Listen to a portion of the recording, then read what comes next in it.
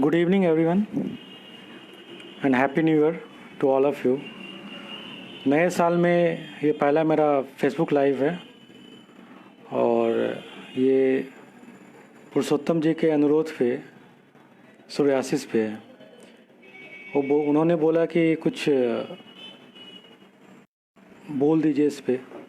ठंड के मौसम में सोरियासिस कोई भी एक्चुअली सोरियासिस एक पैपुलोस्कोमस डिजॉर्डर है जो ठंड के मौसम में बढ़ जाता है। कोई भी पैपुलोस्कोमस डिजॉर्डर ठंड के मौसम में इसका इंसिडेंस बढ़ जाता है। और सोरियासिस बेसिकली एक जो क्रोनिक रिमिटेंट डिजीज़ है, मतलब हर एक साल मतलब ऑन एंड ऑफ आता रहता है, जाता रहता है। बेसिकली इसमें होता है कि शरीर का चमड़ा मोटा हो जाता है और स्केल ऑफ होता रहता है, दिखता रहता है कि चमड़ी छूट रहा है। जो कहते हैं इसमें माइकेसिस स्केल हो जाता है, मतलब जो माइकेसिस स्केल अब्रक की तरह या मछली का चोंटा निकलना वो हो गया। तो ऑल ओवर वर्ल्ड लगभग 2% पॉपुलेशन को सोरियासिस रहता है। लगभग वही इंसिडेंस इंडिया में भी है और ठंड के मौसम में ये बढ़ जाता है। और जिनको भी है इनको पूरे लाइफ लॉन्ग आपको इससे बेयर करना पड़ता है। क्या ये ख़त्म होने वाली चीज़ है नहीं, कोई इन्फेक्शन तो है नहीं, एक नॉर्मल प्रोसेस है जो स्किन का वही एग्जीग्रेट कर जाता है। जैसे सबका स्किन स्केल ऑफ होता है। जो ऊपर का लेयर है एपिडर्मिस, उसमें 5 लेयर होते हैं। उसमें जो सबसे ऊपर का होता है स्ट्रैटम कॉर्नियम, वो शेड ऑफ होता रहता है और वही प्रोसेस तेज़ हो जाता है तो हमको दिखता है कि हाँ स्किन निकल रहा है। तो वो सोरियासिस में होता है। लगभग 10 to 100 टाइम्स मतलब उसका स्पीड अप होता है।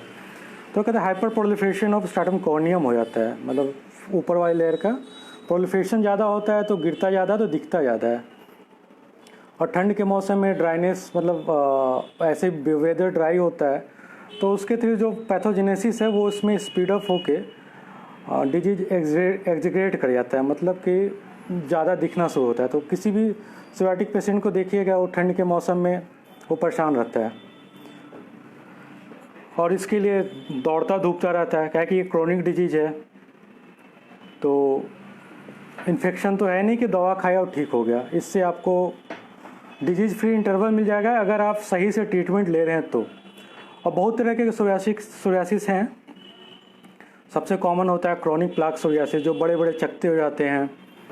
मोस्टली एक्सटेंसर्स में होता है, मतलब शरीर के बाहरी पार्ट में, घुटने में, एल्बो में, हेड में, पीठ पे वो ज़्यादा रहता है सोरियासिस।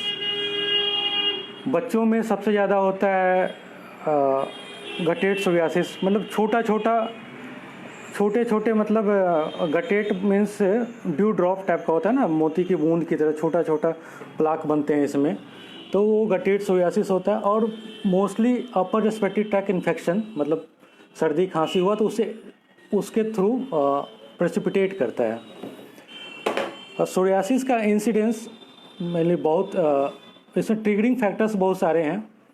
कोई भी इन्फेक्शन हो, कोई भी स्ट्रेस हो, साइकोलॉजिकल या फिजिकल स्ट्रेस, जैसे उसमें भी इन्फेक्शन आते हैं। इन्फेक्शन हो गए, कोई भी वायरल इन्फेक्शन, HIV वगैरह, HBS, हेपेटाइटिस, कुछ ड्रग्स से होते हैं। स्मोकर्स में ज़्यादा होता है इंसिडेंस, अल्कोहलिक में ज़्यादा होता है। अल्कोहलिक में तो फेस पफिनेस होता है, स्काल्प सोरियासिस ज़्यादा होता है। और इसमें बहुत सारे का सिर्फ हेड इन्वॉल्व होता है। तो लोग को लगता है कि डैंड्रफ हो गया है। डैंड्रफ में छोटा छोटा स्केल निकलता है और इसमें थोड़ा ज़्यादा बड़ा रहता है और क्रोनिक मतलब इरादमा हो जाता है, स्किन रेड होता है, ब्लड वेसल और ब्लड सर्कुलेशन ज़्यादा हो जाता है प्रोलिफरेशन के चलते। तो चमड़ा लाल दिखेगा प्लस उजला उसके ऊपर स्केल रहेगा, माइकेसिस जो अब्रकी स्केल कहते हैं वो रहता है। तो ठंड के मौसम में बहुतों को दिखे कि उसका डैंड्रफ ज़्यादा हो गया। तो आप देखने जाओ तो पता चला है कि कब से हो रहा है डैंड्रफ, तो बचपन से हो रहा है, ठंड के मौसम में ज़्यादा हो जाता है। और तो दिखता है कि वो डैंड्रफ नहीं है, वो सोरियासिस निकलता है बहुतों का। सोरियासिस मतलब बहुत का देखेगा कि बाल के से भी आगे उसका लेयर आ जाता है रेडनेस का, मतलब बाल वाला सोरियाटिक लीजन जो हो गया, और प्लस स्केल ऑफ होता है और वो ड्राई रहता है। और एक सिमिलर कंडीशन होता है सिबोरिक डर्मेटाइटिस, मतलब उसमें ग्रीजी स्केल रहता है, मतलब चिपचिपा टाइप का रहेगा, वो सिबोरिया से होता है। बहुत में इन्फेक्शन हो जाता है, टीनिया का इन्फेक्शन हो गया, टीनिया कैपिटिस, तो सिबोरिक होता है। कुछ में सिर्फ पाम एंड सोल इन्वॉल्व होता है, मतलब हथेली या तलवा पे। वो कहने को तो बॉडी सरफेस एरिया कम इन्वॉल्व किया है, पर वो सबसे ज़्यादा डिजेबलिंग होता है, ताकि सारे को काम तो करना था, काम करने में दिक्कत होता है, डेली के लाइफस्टाइल से उनका हैम्पर कर जाता है। तो पामो प्लांटर सोरियासिस एक तो बहुत रेसिस्टेंट वैरायटी होता है, प्लस ये बहुत मिसडायग्नोज केस होता है। बहुतों को लगता है कि नॉर्मल एक्जिमा है, कुछ हाथ टच कर दिया तो उससे हो गया, कुछ लगा लिए तो उससे फिर दिक्कत हो जाता है उनको। तो जब लगे कि ये ज़्यादा बढ़ गया तो अपने बगल के कोई स्किन स्पेशलिस्ट से या फिर इंस्टीट्यूट में जाके दिखा लें।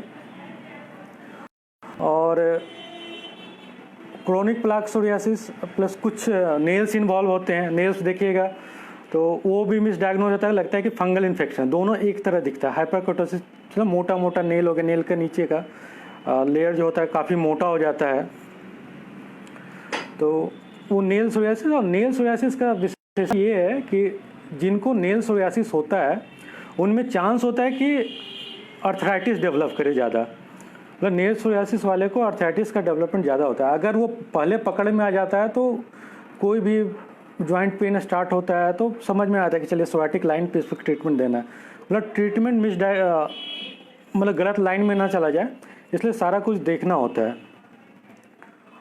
और फिर सोरियासिस बेसिकली सिर्फ स्किन का डिजॉर्डर है नहीं, ये मल्टीपल डिजॉर्डर है। जैसे कहते हैं मेटाबॉलिक सिंड्रोम, जैसे डायबिटीज़ वगैरह होते हैं, मेटाबॉलिक सिंड्रोम है। तो इसमें कहते हैं स्किन सोरियासिस वाले पेशेंट को मोस्टली में मतलब एटलीस्ट 20 to 30% में मेटाबॉलिक डिजॉर्डर पाया जाएगा। मतलब ओबेसी रहेंगे, मोटे रहेंगे, सो भी खासकर सेंट्रल ओबेसिटी, पेट निकला रहेगा, बाकी सभी फूले ना फूले पेट निकला रहेगा। हाइपरटेंसिव रहते हैं बहुत सारे, प्लाज्मा ग्लूकोज देखिएगा तो मतलब ब्लड शुगर लेवल बढ़ा हुआ रहेगा, ट्राइग्लिसराइड लेवल बढ़ा रहेगा, एचडीएल जो होते हैं मतलब अच्छा कोलेस्ट्रॉल जो बोलते हैं, हाई डेंसिटी लाइपोप्रोटीन, वो घटा हुआ रहता है।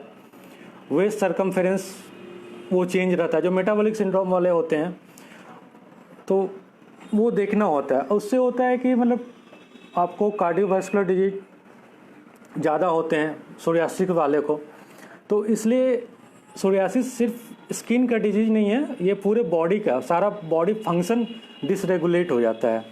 क्या है कि बोलते हैं केमिकल लोचा से ही होता है, इंटरल्यूकिन्स का ये होता है, तो वो सारे बॉडी पे सिस्टम पे इन्वॉल्व होता है। अर्थराइटिस होते हैं, अर्थराइटिस भी ऐसा नहीं मतलब बाकी सब में तो पता है कि चलिए ऐसे डेवलप करता है, कोई फिंगर नेल से मेटाकार्पस से हुआ, कोई घुटना से स्टार्ट होता है, इसमें कहीं से भी स्टार्ट हो सकता है। मतलब अलग अलग तरह से अर्थराइटिस डेवलप करता है, बहुत डिसेबलिंग हो सकते हैं और बहुतों का तो मतलब बेड रिडन हो जाते हैं अगर सही से इलाज ना हुआ तो।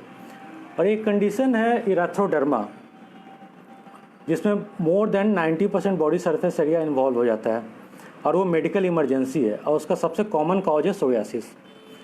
हमारे इंडोर्स में मतलब जहाँ पेशेंट एडमिट होते हैं वहाँ ठंड के मौसम में हमेशा ही 2-3 पेशेंट इरेथ्रोडर्मा के होते हैं और उसमें आधे से ज़्यादा वो, सॉरी फॉर इंटरप्शन, तो उनका वही मेडिकल इमरजेंसी की तरह उनको ट्रीट करना पड़ता है। तो सोरियासिस को हल्के में ना लें पर डरे भी ना, आप बॉडी का मॉइस्चर बना रखें, कोई भी प्रेसिपिटेटिंग फैक्टर होता है तो उससे बचें, मतलब स्ट्रेस ना लें, अल्कोहल ना लें, स्मोकिंग ना करें। जब भी नहाते हो तो शरीर गीला रहता है, उसी समय नारियल तेल ही लगा लें एटलीस्ट, या कोई भी बॉडी लोशन होता है नॉर्मल इमोलिएंट मॉइस्चराइजर, ग्लिसरीन वगैरह वो लगाएं तो बॉडी मॉइस्ट है, ड्राई ना रहे।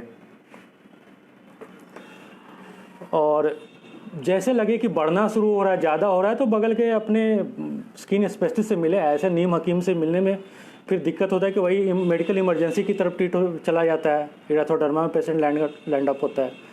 और एक प्रॉपर ट्रीटमेंट से, प्रॉपर मैनेजमेंट प्लान से वो डिजीज़ कंट्रोल में रहता है। मतलब आप सोरियाटिक पेशेंट तो रहेंगे पर आपके बॉडी पे कहीं उसका लीजन नहीं रहेगा। तो इसके लिए प्रॉपर मैनेजमेंट प्लानिंग चाहिए बेसिकली। ट्रीटमेंट और है जिनसे कोई एक अच्छे बगल के जो डर्मेटोलॉजिस्ट हैं उनसे मिलिए, वो एक प्लान बताएंगे। मतलब मिनिमम ड्रग पे आप कंट्रोल है तो बहुत अच्छा है। और बहुत दिन होता है कि आप विदाउट ड्रग आप सही रहते हैं, सिर्फ मॉइस्चराइज़र लगाते लगाते ठीक रहिएगा। पर वही है कि आपको इसमें परेशान नहीं होना, ज़्यादा दौड़ धूप नहीं करना। मैंने हमेशा देखा सोरियाटिक पेशेंट को, आज यहाँ दिखाया, कल चले गए कहीं, सुना कि वहाँ भस्म लगाते हैं, कोई ये देते हैं, कहीं होम्योपैथी में चले गए, कहीं आयुर्वेदिक में चले गए। मतलब दौड़ धूप करते रहते हैं। एक जगह स्टेबल होके अपना ट्रीटमेंट कराएं, वो अच्छा रहेगा। और डरने का नहीं है सोरियासिस में, पर इसकी जानकारी ज़रूरी है कि इससे बचना कैसे है। मतलब बचना क्या है, एग्रेवेट होने से कैसे बचाना है खुद को, नॉर्मल लाइफ कैसे जीना है सोरियासिस के साथ ही। और कोई भी दिक्कत हो तो आप मैसेज बॉक्स में अपना क्वेरी रखें, मैं बताऊंगा। मैं doctor Abhijeet Kumar, consultant dermatologist, skin and child care, opposite PMCH Ashok Rajpath में ही मेरा क्लिनिक है। और as a senior resident Nalanda medical college में हूँ अभी। Thank you for bearing me. Thank you and happy new year again.